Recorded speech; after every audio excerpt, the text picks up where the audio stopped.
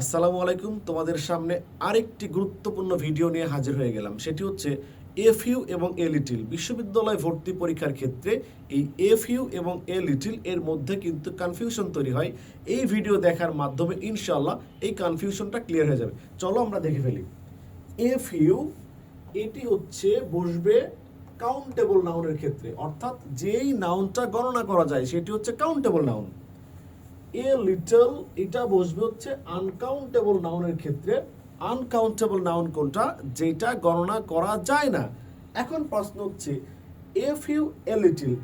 F U মানে হচ্ছে অল্প পরিমাণ বা অল্প সংখ্যক। এফ ইউ মানে হচ্ছে এফ ইউ এর অর্থ হচ্ছে অল্প সংখ্যক, এবং এ লিটল এর অর্থ হচ্ছে অল্প পরিমাণ, অর্থাৎ এ লিটল এটার মানে হচ্ছে সাম। সাম এফ ইউ এটার অর্থ হচ্ছে সাম, দ্যাট মিন্স এফ ইউ এটা মানে অল্প সংখ্যক, এ লিটল এটা মানে হচ্ছে অল্প পরিমাণ, অর্থাৎ দুটো ক্ষেত্রেই কিন্তু আমরা কি বলতে পারি? সাম বলতে পারি। তার মানে হচ্ছে সাম কাউন্টেবলেও বসে, আবার আনকাউন্টেবলের ক্ষেত্রেও বসে। এখন যদি আমি একটা উদাহরণ দেখি, the glass on the table contains dash water. এখন এই সেন্টেন্সের মধ্যে একটা জিনিস তোমরা খেয়াল করো, সেটা হচ্ছে ওয়াটার এটা কিন্তু আনকাউন্টেবল নাউন। ওয়াটার যেহেতু uncountable noun, that means F U এখানে সম্ভব নয়, কারণ এটা কাউন্টেবলে।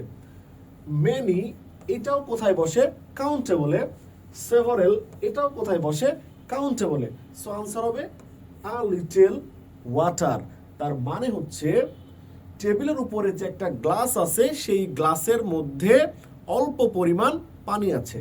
এবার আসো পরেরটা যদি বলি, I have got dash friends.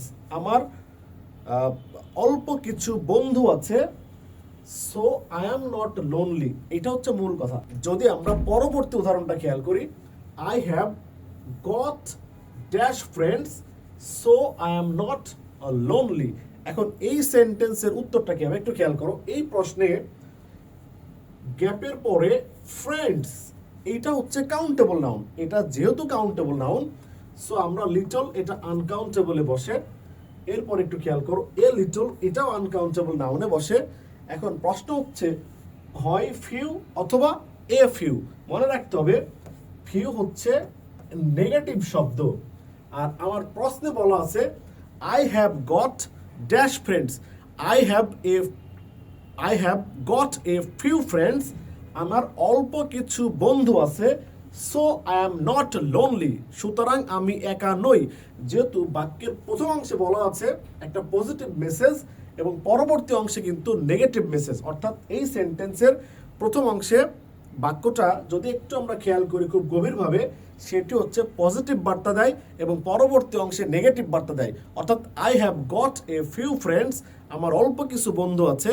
So I am not lonely, আমি একা নই। সো আনসার হবে এ ফিউ। সো আনসার হবে এ ফিউ।